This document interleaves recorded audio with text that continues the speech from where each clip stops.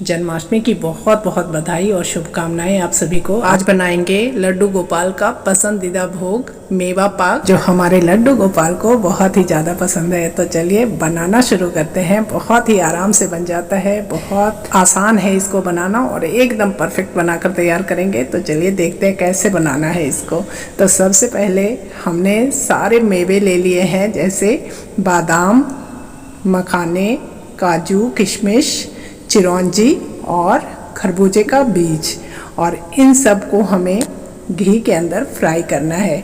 और बस 1 चम्मच हम घी डालेंगे पहले, और ज़रूरत पड़ेगी तो बाद में डालेंगे। तो पहले हम 1 चम्मच घी डालते हैं और देखते हैं इसमें सारा फ्राई होता है या नहीं। तो सबसे पहले हम काजू डालेंगे और लो मीडियम फ्लेम पर लगातार चलाते हुए इसको भूनेंगे। जले ना, इसका ध्यान रखना है। बहुत अच्छी खुशबू आ जाए, बढ़िया सा एक कलर आ जाए तो इसको निकाल लेंगे। और इसी तरह से हम बाकी के ड्राई फ्रूट्स को भूनकर निकाल लेंगे।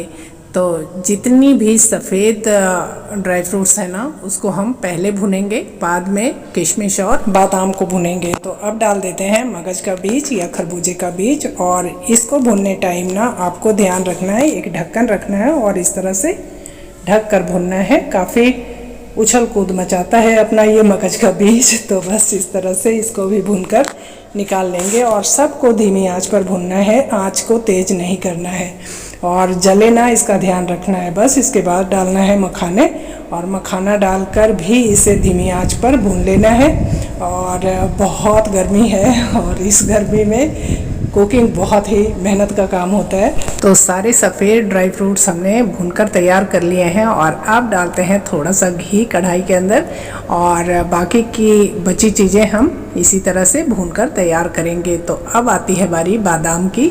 तो बादाम को भी डालते हैं कढ़ाई में और धीमी आंच पर इसे भी भून लेते हैं। तो ध्यान रखना है कि सारी चीज़ों को धीमी आंच पर भूनना है, ताकि अच्छे से रोस्ट हो और बहुत अच्छी फ्लेवर आए इसके अंदर। तो बस बादाम भी भुन चुका है, और इसी तरह से हम चिरौंजी और किशमिश को भी भून लेंगे।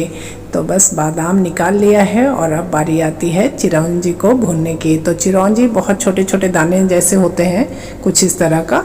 और आप किसी भी चीज़ में, गुजिया वगैरह में काफ़ी अच्छा लगता है। तो इसको भी हमने इस्तेमाल किया हुआ है इस मेवा पाक के लिए। तो इसको भी धीमी आंच पर हमने भून लिया इस तरह से। और अब हम भूनेंगे किशमिश।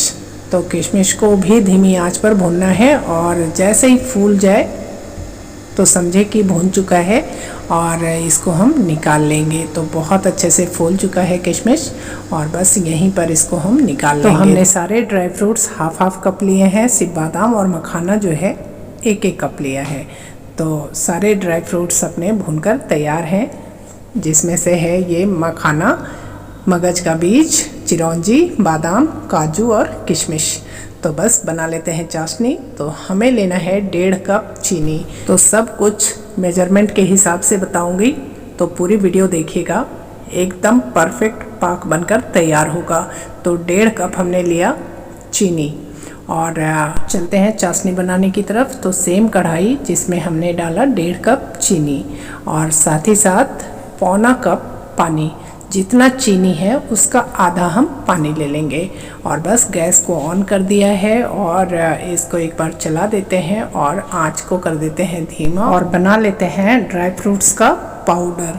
तो सबसे पहले बादाम को हम ग्राइंड करेंगे, और उसके बाद बाकी सारी चीज़ें करेंगे। तो चलिए सबसे पहले बादाम को ग्राइंड कर लेते हैं, और दरदरा सा पाउडर बनाना है, ज़्यादा बारीक नहीं करना है। तो कुछ इस तरह से हमने बादाम को ग्राइंड कर लिया है। इसी तरह से चिरौंजी और मगज के बीज को छोड़कर मखाना और काजू हम ग्राइंड करेंगे, और चिरौंजी, मगज का बीज और किशमिश, इन तीनों को ग्राइंड नहीं करना है। तो बस इसको रखते हैं साइड में और इनको ग्राइंड कर लेते हैं। तो इसे भी दरदरा सा पाउडर बनाना है। और चाशनी अपना पक रहा है, तो चाशनी पर भी ध्यान रखना है। और लीजिए, काजू और मखाने का पाउडर भी तैयार है। तो इसको भी दरदरा सा कुछ इस तरह से पाउडर बना लिया है। और कुछ मखाने साबुत रह गए हैं, ग्राइंड नहीं हो पाया है, तो कोई बात नहीं, ऐसे भी चलेगा। और साथ ही साथ इसमें डालेंगे फ्राई किया हुआ किशमिश, मगज का बीज और चिरौंजी और इन सबको बहुत अच्छे से मिक्स कर देंगे। तो पहले सारी तैयारियां कर लेंगे, उसके बाद हम इस पाउडर को चाशनी के अंदर डालेंगे। तो लीजिए मिक्स हो गया है और साथ ही साथ हमें एक ट्रे तैयार करना है जिसमें इस पाक को जमाने वाले हैं। तो इस ट्रे में अच्छे से घी लगा देंगे और ट्रे अपना तैयार है। अब हम फ्लेवर के लिए इलायची भी कूट लेते हैं। तो 3 से 4 इलायची जिसका हम पाउडर बना लेंगे। फ्रेश इलायची अगर कूट के डालो ना तो बहुत ही बढ़िया फ्लेवर आता है।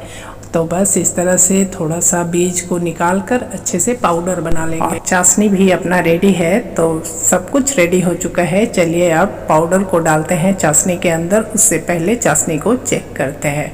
तो चाशनी भी अपना ऑलमोस्ट तैयार है और इसको एक बार चेक करेंगे। और आप ये देख पा रहे हैं कि पूरा तार नहीं बन रहा, आधा तार बन रहा। तो हमें आधे तार की चाशनी चाहिए। यहाँ पर गैस को मैंने ऑफ कर दिया और अब इसमें हम ड्राई फ्रूट्स वाले पाउडर को डालेंगे। तो ये पाउडर लगभग 3 कप है। तो जिस कटोरी से मैंने चीनी लिया है उसी कटोरी से 3 कटोरी हमारा ड्राई फ्रूट्स का पाउडर है। और बस यहाँ पर गैस को ऑन कर देना है और धीमे आंच पर इसे पकाना है जब तक चाशनी अपना अच्छे से सूख ना जाए। तो अब आप देख पा रहे हैं एकदम परफेक्ट है। तो चलिए इसको डालते हैं ट्रे के अंदर।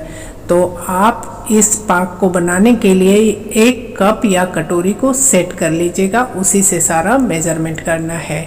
और बस अच्छे से इसको फैला देना है क्योंकि हमें बनाना है बर्फ़ी। आप इसके लड्डू भी बना सकते हैं। तो बहुत अच्छे से सेट कर देना है और थिकनेस आप देख पा रहे हैं। तो बस इतना ही थिक रखना है और ऊपर से डालना है कटा हुआ पिस्ता कुछ इस तरह से और उसको भी बहुत अच्छे से सेट कर देना है। देखने में बहुत ही सुंदर लगता है। तो बस इसको अच्छे से सेट करने के बाद बारी आती है काटने की।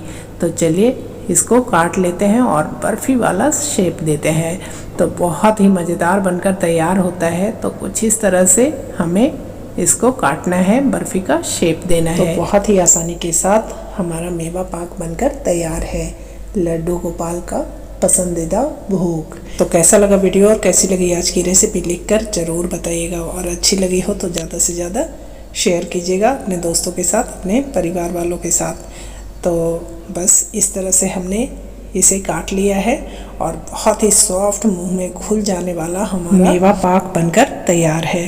तो बस आप भी इस तरह से बनाइए और अपने लड्डू गोपाल को भोग लगाइए। और हमारी वीडियो और हमारी बनाई हुई रेसिपी आपको पसंद आती है तो चैनल को सब्सक्राइब करना बिल्कुल भी ना भूलें, क्योंकि इस तरह की रेसिपी इस चैनल पर आती रहती है।